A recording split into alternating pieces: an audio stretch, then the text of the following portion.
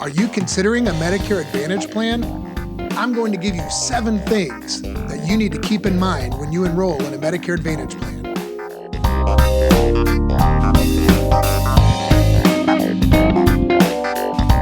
My name is Steven, and today I'm going to bring you through 7 things that I think you need to consider and keep in mind whether you are about to enroll in a Medicare Advantage plan or maybe you already have. This is going to be good reminders for you as you go through your benefits.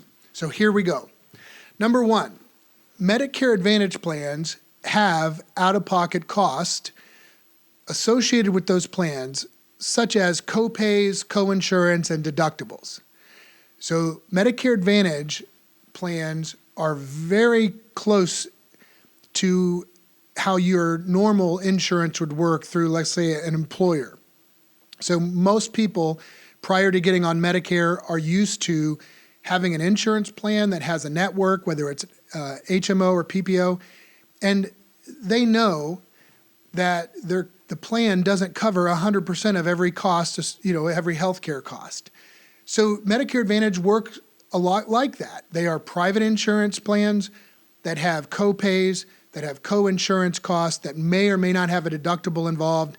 The plan details change on a year-to-year basis, but just be aware, even when the advertisements talk about 0 premiums, and a lot of the plans, especially HMO plans, talk about 0 co-pays for primary doctor visits, trust me, there are usually, almost always, other out-of-pocket costs associated with the plan. That doesn't make them bad.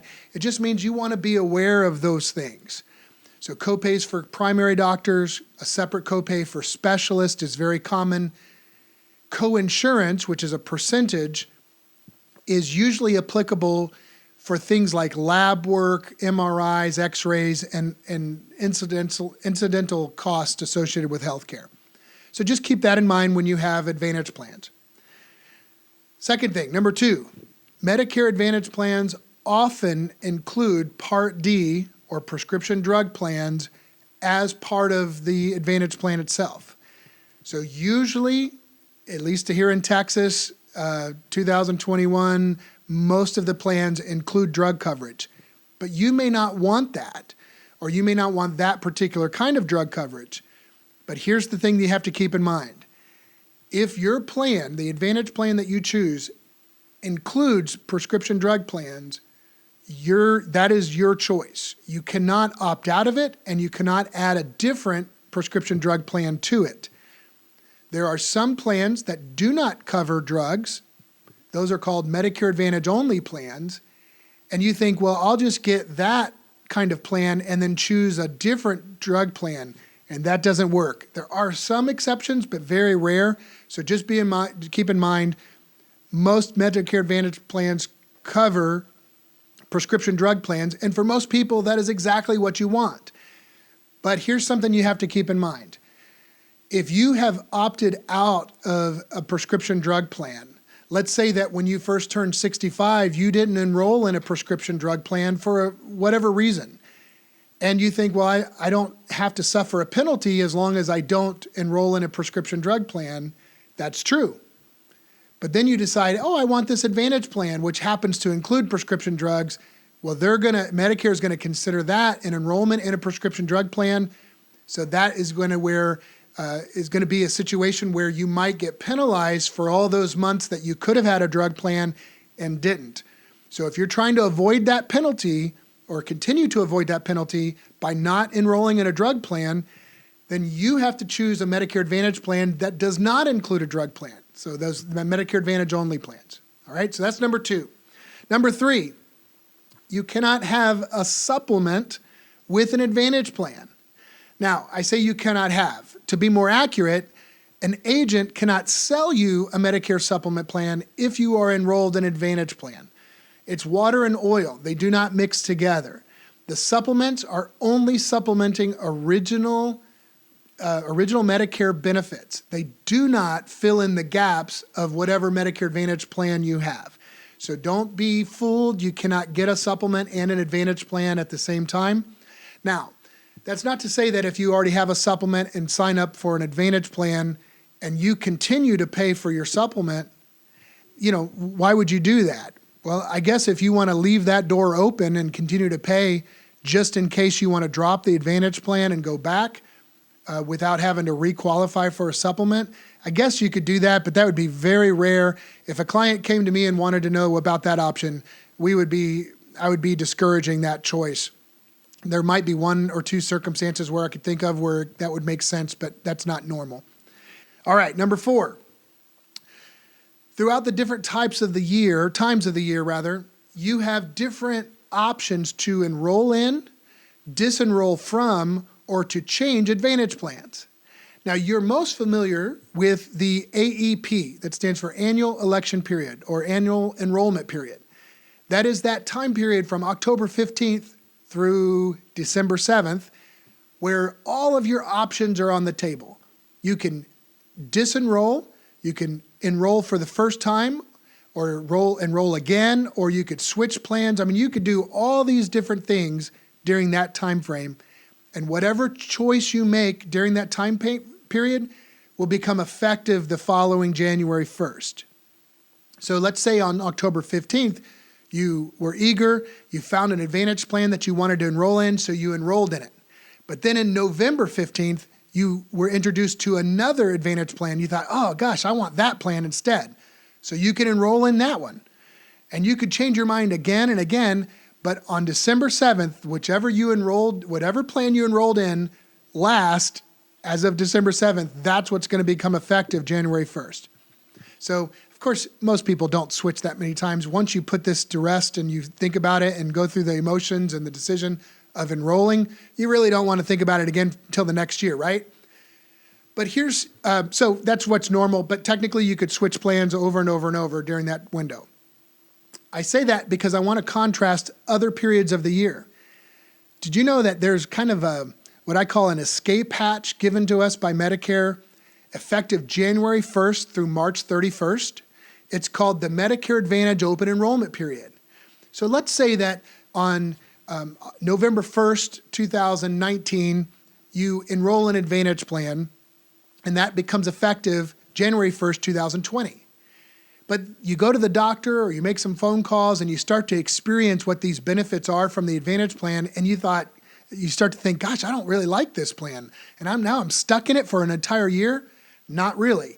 You actually have a one-time disenrollment or change opportunity during January 1st through March 31st. That's why I call it the escape hatch. It's kind of like buyer's remorse opportunity to either go back to original Medicare or to change to a new Advantage plan. But unlike AEP, you can only do that one time. Once you make that one-time choice, you're stuck there really until the next year, with the exception of this, and that is there are things called special enrollment periods, SEPs. Now that is given to people throughout the entire year for different special reasons. So let's say you moved from Minnesota to Texas and you had a Minnesota plan and now you need to sign up for a Texas plan. Well, they're not going to make you wait until next year. That event, that life-changing event, such as a big move like that, there's several different life-changing events, that creates a special enrollment period. So you may, if you're watching this in the middle of the year and you're not happy with the plan you have, it is possible you have a special election period where you can change. But again, you have to look at the details because it depends on what your circumstances are. All right, number 5, we're going to keep moving here. And this, I'm sure if you've already had an Advantage plan, you know this very well. Medicare Advantage plans use networks. So most Advantage plans either use a PPO or an HMO network. There's just different details about what kind of network that is and how many restrictions there are related to those networks. So you want to know that because that's very important. The network issue is a big issue as it relates to Medicare Advantage plans. So one thing to keep in mind is that Advantage plans, if you're in an emergency situation, it doesn't matter. They don't want you to have to think about whether you're in a network provider or ER or hospital. They just want you to get care under emergency situations, and they're going to cover you. But in non-emergency situations, those networks are a huge deal. So be very careful about knowing what providers and even what hospitals and facilities are in the network within the plan that you choose. And here's something that some people, perhaps you, have already figured out the hard way.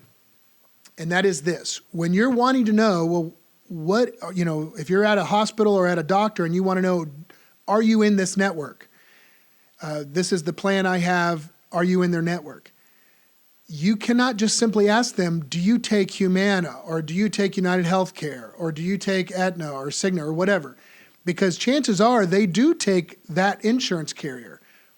That's not the question. The question is, are you in this plan's network? And you have to be very, very specific, because if you're vague on that and the person you're talking to doesn't know enough to understand some of those distinctions, it could end up costing you a lot of money by thinking you're in a network facility and actually you're not. So be very careful of that nuance there. All right, number 6, there are actually other types of plans versus HMOs and PPOs. So most Advantage plans are HMOs and PPOs, but there are different versions. There's actually Medicare Savings Account plans. Those are called MSAs. There is PFFS. Boy, that's a mouthful. So there's different versions. Now, not every version is offered in every area, so it depends on what you're looking for. Of course, the best way to do this is if you're curious about what other kind of plans there are and what those details are, I think that Medicare.gov is a great resource. You can just go to Medicare.gov, you'll put in your zip code, and you could sort through and figure out what kind of plans are available in your area. I think most people will still fall into the categories of the HMO or PPO plans, but some of those other things may be worth considering, at least looking into and educating yourself a little bit about that. All right, that's number 6. And then the final one is this. Medicare Advantage plans can offer, and usually do offer, benefits beyond what is required by Medicare. So to help drive home this point, I want you to see it this way. The Advantage plans are private insurance companies that have been contracted by Medicare to cover the Medicare benefits. So they're regulated and required by law to offer equal to or better benefits than what original Medicare has. So that introduces the idea of competition within that Medicare Advantage space, because private insurance companies want to outdo each other so they can get more members. And so often what they'll do is they have to do the minimum that's required by Medicare, but often they'll go above and beyond that, such as adding dental and vision and hearing, sometimes over-the-counter credits, and just a whole array of different benefits that go above and beyond Medicare Advantage or Medicare requirements. So take advantage of them. Those are things that are worth considering. However, I put this yellow light as a caution for you. Don't make your choice on Advantage plan based on those additional things. I think that just is wise, because if they're not required to be given, then that means they can be taken away. So if you make your choice of Advantage plans based on the dental, for example, I don't know, maybe you'll be happy with it, but I would be very cautious going that route. Stick to the basics, such as network providers, co-pays, things like when you go to the primary doctor, when you go to a specialist, what kind of out-of-pocket costs are associated with hospitalization. Those, to me, are where the crux of the decision is. And then once you kind of narrow it down like that, then you can go to the extra stuff that is offered just in the space of competition. So those are the 7 things I think you need to keep in mind when you have an Advantage plan. Advantage plans do have a lot of advantages, but they have some things you got to keep in mind and be careful about too.